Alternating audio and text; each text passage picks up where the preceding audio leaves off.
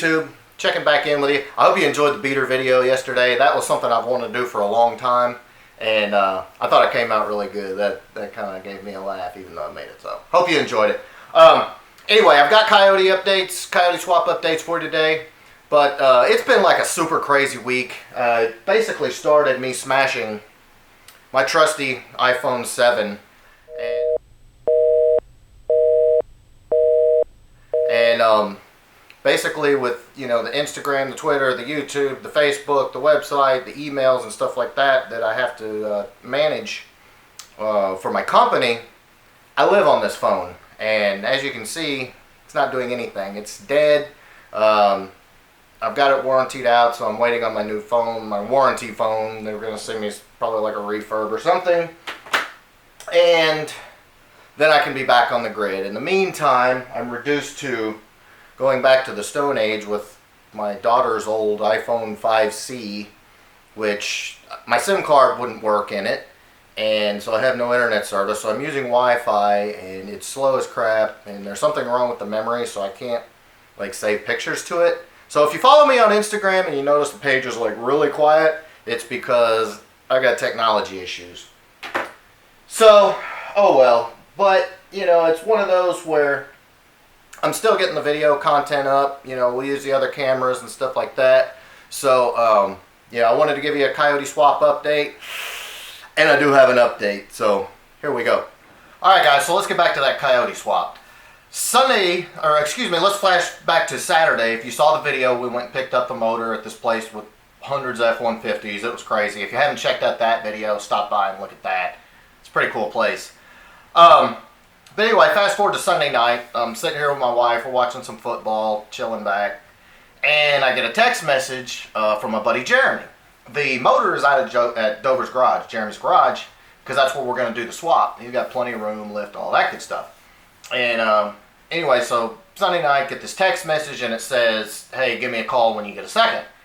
And anytime you get a text message like that, you know, okay, I got a call right now. So that's what I did, and called him up, and basically what he was saying was he got a little nervous because some of the cam cover bolts had more than average rust on them. And so just for the heck of it, you know, he took his wrench and started to turn the motor over, and when he did, it was like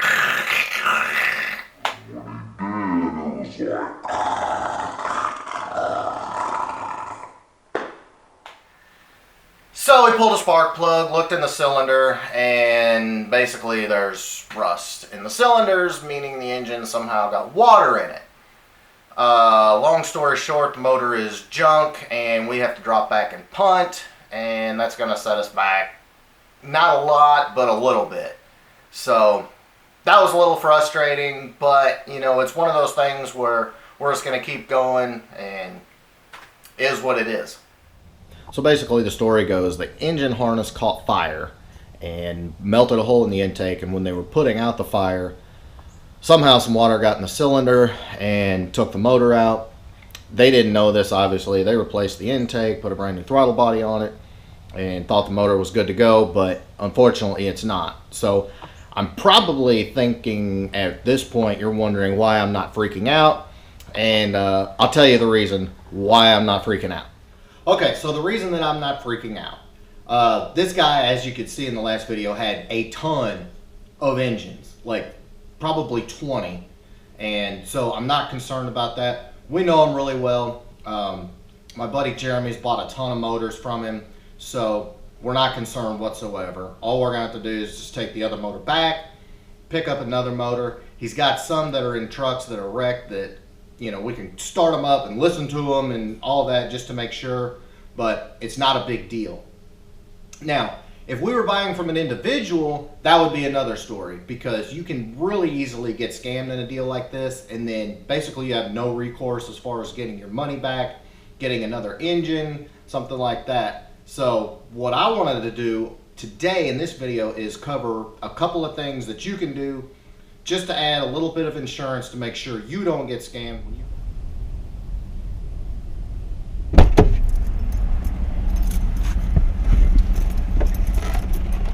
Alright, always think clear with my monsters. So, How do you not get burned when you buy a motor? Tip number 1, if you can hear it run, that's a plus. Hopefully if you hear an engine run, you've got a pretty good idea of its internal state. If you can't hear it run, if it's already out of the car, ask the seller if he's got some videos of the engine running, if he, maybe he's got some videos at the track or whatever. Just something hearing the engine run, that would be nice. And do your homework, check up a little bit on the seller, make sure there's no shady stuff anywhere. If you happen to scroll through their Facebook, which I would recommend, and you go back a few months and you find a post where he's talking about he blew his engine up and now it's for sale, boom, you just saved yourself from getting ripped off. One of the other things that I do also, if possible, go to a wrecking yard, a reputable wrecking yard. There are reputable wrecking yards. I said that 5 times fast. That's pretty talented. Places like LKQ or, bigger organizations that are going to give you a written receipt, a written warranty, and a guarantee, 3 months, 6 months, a year, whatever it is, and, are going to stand behind the engine that you bought. That's going to be a major factor, simply because, how long is it going to be before you put the motor in? And you could run into trouble if 6 months down the road you bought it from a private seller, you didn't install the engine, and you go back to them and they're like, oh, you let it sit for 6 months and that's why it's jacked up. So get some kind of warranty if you can.